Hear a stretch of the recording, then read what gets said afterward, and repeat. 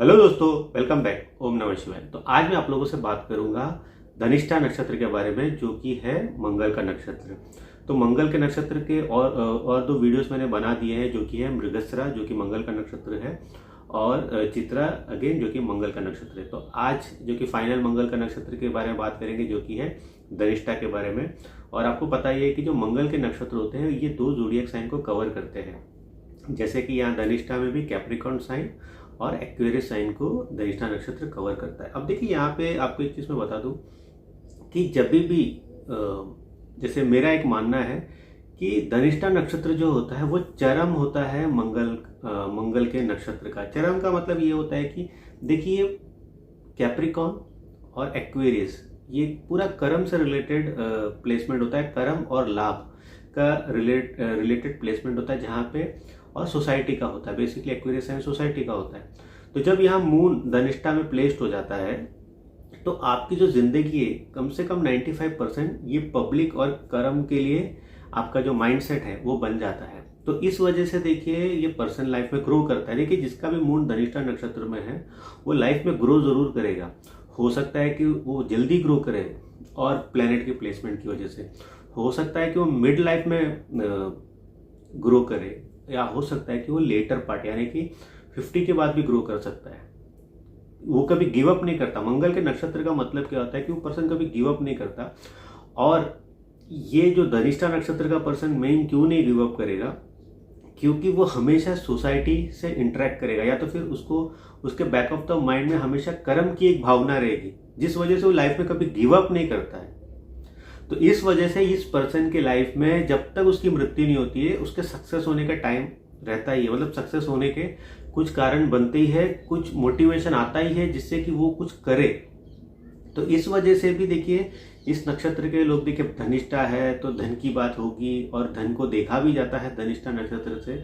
उसका रीजन यही होता है कि कभी गिव अप ना करे। और जब भी आप कभी लाइफ में गिव अप नहीं करोगे तो कभी ना कभी आपको उसका फल मिलेगा ही मिलेगा। तो वही है इस नक्षत्र का सूत्र। तो ऐसा नहीं है कि धनिष्ठा नक्षत्र है, धनिष्ठा नक्षत्र में आपका मून है, वीनस है, कुछ भी है तो आपके पास पैसा आ गया। उसका रीजन बिहाइंड ये है कि पर्सन लाइफ में कुछ ना कुछ करेगा ही, तब उसके पास पैसा आएगा, नाम आएगा, शोहरत आएगा, ये सारी चीजें होती है। तो इसलिए मैंने कहा कि इस पर्सन के लाइफ में सक्सेस कभी ना कभी तो रहती है, जब तक कि वो गिव अप ना करे। और कोई धनिष्ठा नक्षत्र वाला ऐसा बहुत रेयर केस में होता है कि उसने गिव अप किया, क्योंकि वो कभी नहीं गिव अप करता है। इस नक्षत्र की सबसे बड़ी क्वालिटी यही होती है। अब जैसे देखिए, मैं कैप्रिकॉर्न से शुरू करता हूँ। जैसे कैप्रिकॉर्न में धनिष्ठा में मून आ गया है तो पर्सन का जो माइंडसेट है वो हमेशा वर्क से रिलेटेड रहेगा, हमेशा वर्क से रिलेटेड रहेगा। ये वो पर्सन होते हैं जो काम को बहुत ज़्यादा इज्जत देते हैं। काम इनके लिए, आप कह सकते हैं कि काम ही इनके लिए भगवान है, और काम ही इनके लिए सब कुछ है। काम से ही इनकी जिंदगी जो सक्सेस होती है ना, वर्क से, छोटा काम भी कर रहा हो या बड़ा काम भी कर रहा हो, आदमी जो भी कर रहा हो उसको उसमें हमेशा एक्सेल होना रहता है। क्योंकि देखिए, कैप्रिकॉर्न ऑब्वियसली एक सोसाइटी शो करता है, सोसाइटी शो करता है। इस वजह से हमेशा पर्सन को रहेगा कि मैं अच्छा करूं, मेरे काम की हमेशा प्रशंसा हो। तो ये वाला हमेशा पर्सन में एक चीज रहती ही रहती है। उसी तरीके से जब आप एक्वेरियस साइन में भी जाते हो तो वहां पे भी सोसाइटी, एक्वेरियस साइन सोसाइटी होती है, लार्जर ऑर्गेनाइजेशन होता है। वहां पे भी जब मून रहता है तो पर्सन हमेशा एक्टिव रहता है इस चीज को लेके कि मेरे को यहाँ पे हमेशा परफेक्ट रहना है, हमेशा सब चीजें सही करनी है। यहाँ पर भी स्टेटस का बहुत ज्यादा हो जाता है, क्योंकि आप पब्लिक इमेज में हो, अब हमेशा एक ऑर्गेनाइजेशन के बीच में हो, तो आपको हमेशा रहेगा कि मुझे ग्रो करना है लाइफ में। देखिए, मून जब एक्वेरियस साइन में आ जाता है और जैसे धनिष्ठा नक्षत्र का प्लेसमेंट हो जाता है, आदमी का माइंडसेट हमेशा ग्रोइंग रहता है। मैं ग्रो करूं, मैं ग्रो करूं, मैं ग्रो करता ही रहूं, ये वाला माइंडसेट रहता है। अब यहाँ पे क्या होता है कि देखने में तो बाहर से ऐसा लगेगा कि पर्सन ग्रो कर रहा है, बट मेंटल पीस बहुत कम रहता है। मतलब दिमाग में कुछ ना कुछ चलता रहता है। देखिए, एंड ऑफ द डे ये सैटर्न के हाउसेस होते हैं, शनि महाराज के हाउसेस होते हैं ज़ोडिएक साइन से। तो वहाँ पे ब्रेन हमेशा थोड़ा बहुत ज़्यादा फटीग्ड महसूस करेगा लाइफ में। कोई भी चीज़ को लेके बहुत ज़्यादा एनर्जी जो कि जाती रहेगी सोचने में, समझने में चीज़ों को, और काफ़ी टाइम पे गलत चीज़ें में लग जाना, गलत संगत में पड़ जाना भी एक इस नक्षत्र की, देखिए आप देखोगे इस नक्षत्र से जुड़े हुए लोगों के साथ, क्योंकि देखिए एक्वेरियस साइन एक्वेरियस साइन संगत का होता है, दोस्ती का होता है, और जब वहाँ पे मून रहता है तो ज़रूरी नहीं कि आपको हमेशा सही पर्सन मिले लाइफ में। हो सकता है कि इनिशियल स्टेज ऑफ लाइफ में वो आए और आपका काम बिगाड़ के चला जाए। तो ये सारी चीज़ें भी आपको काफ़ी टाइम पे देखनी पड़ेगी कि अब देखो धनिष्ठा वाले जो भी करेंगे उसका सामाजिक वे में इम्पैक्ट पड़ता ही है, या वो अच्छे के लिए पड़े बुरे के लिए पड़े, उनके ऊपर, ना कि समाज के ऊपर। उनके ऊपर पड़ने के बहुत चांसेस हो सकता है बहुत तारीफें वाहवाही लूटे, या तो फिर बदनामी के भी चांसेस बन सकते हैं। तो ग्रुप बहुत ज़्यादा मैटर करता है धनिष्ठा नक्षत्र वालों के लिए, जिनका भी मून है, कि उनके लिए उनका सर्कल बहुत कुछ डिफाइन करता है उनकी ज़िंदगी। दोस्त तो बनाने का शौक रहता है, बट जब दोस्त बन जाते हैं कितने अच्छे हैं, कितने आपके काम के लिए फ़ायदे के हैं, ये सारी चीज़ें भी आपको ध्यान रखना बहुत ज़्यादा ज़रूरी हो जाता है। अब देखिए दूसरी चीज़ ये है कि जैसे धनिष्ठा नक्षत्र का देखिए एक और चीज़ें बोलती है कि नक्षत्र ऑफ सेलिबसी, मतलब कि सेलिबसी का भी इसको नक्षत्र बोलते हैं, यानी कि ब्रह्मचर्य पालन का। तो अगर आप देखोगे धनिष्ठा नक्षत्र के, अगर आप देखोगे मोस्ट ऑफ द केसेस, जैसे मैंने खुद भी देखे, मेरे फैमिली में भी देखा है कि जिनका भी धनिष्ठा नक्षत्र होता है ना, उनकी मैरिड लाइफ इतनी अच्छी नहीं होती।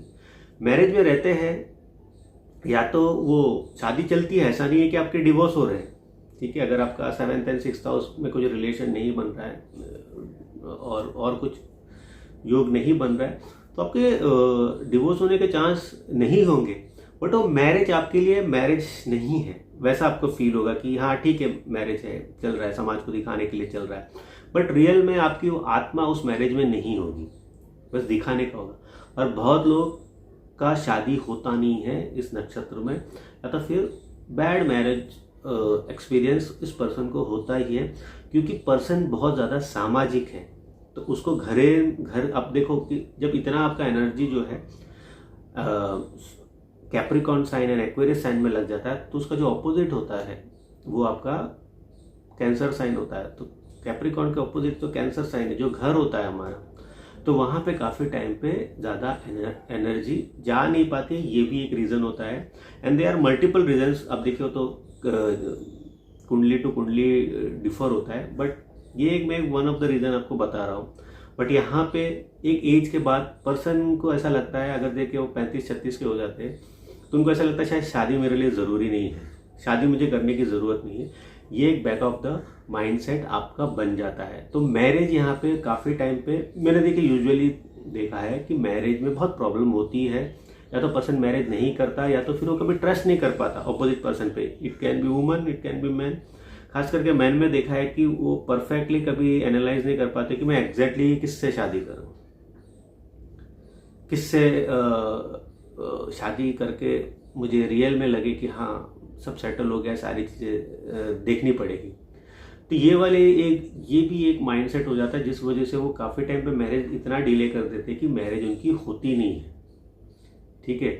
जैसे देखिए रेवती नक्षत्र में प्रॉब्लम ये हो जाता है कि पर्सन परफेक्शन को देखना चाहता है, हर एक चीज़ उसको चाहिए होता है, उस वजह से उसकी मैरिज डिले होती है। यहाँ पे एक मन में डाउट रहता है कि एग्जैक्ट पर्सन कौन है, उसके साथ में शादी करो। और काफ़ी टाइम पे प्रॉब्लम ये भी हो जाती है कि वो अपनी बातें शेयर नहीं करते।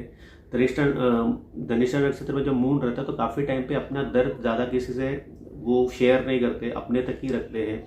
शायद हिंट दे देंगे अपने दोस्तों को, बट बहुत टाइम तक अपने अंदर ही रखते हैं, वो ज़्यादा नहीं बताते कि ऐसा हो रहा है वैसा हो रहा है, या कोई भी चीज़ हो रही है, रिलेशनशिप में भी कुछ हो रहा है तो वो हिडन ही रखते हैं, वो हिडन रखना ही पसंद करते हैं। तो ये भी एक प्रॉब्लम हो जाता है। कभी कभी टाइम पे वो बहुत ज़्यादा घुटते रहते हैं, और जब तक कोई बड़ा इंसिडेंट ना हो जाए तब तक वो उसको लेके चलते रहेंगे। उनको ऐसा लगता है क्या ज़रूरत है किसी से डिस्कस करना, मैं खुद सॉल्व कर लूँगा। अब देखिए मंगल वालों का प्रॉब्लम क्या हो जाता है कि उनको लगता है कि सारी चीज़ें मैं ही करूँगा, क्योंकि वो एनर्जी रहती है उनमें। बट काफ़ी टाइम पे हमें कंसल्ट की भी ज़रूरत होती है, जो कि हम नहीं कर पाते, और उस वजह से एक आप कह सकते हो कि प्रॉब्लम क्रिएट लाइफ में होता है। अदरवाइज ये नक्षत्र बहुत अच्छा है मनी मेकिंग के लिए। खास करके देखिए अगर आप कह लो कि आपका सैजिटेरियस असेंडेंट है और कैप्रिकॉर्न में मून है, अगेन फाइनेंस के लिए बहुत अच्छा होता है। एक्वेरियस साइन है, कैप्रिकॉर्न असेंडेंट हो आप, एक्वेरियस साइन में यहाँ पे अगेन जैसे कि मून है धनिष्ठा नक्षत्र में, तो बहुत इन्वेस्टमेंट बैंकर्स को देख सकते हो, बैंकिंग से रिलेटेड, इवन रेस्टोरेंट से रिलेटेड देख सकते हो, बट मैंने काफ़ी बैंकर्स को देखा है ये प्लेसमेंट के साथ।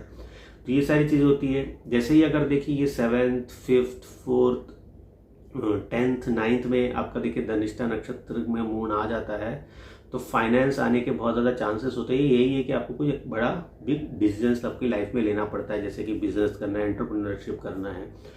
तो उसके लिए देखिए 3rd हाउस भी आपका कितना स्ट्रांग है, वो रिस्क लेने के लिए वो भी देखना ज़रूरी होता है।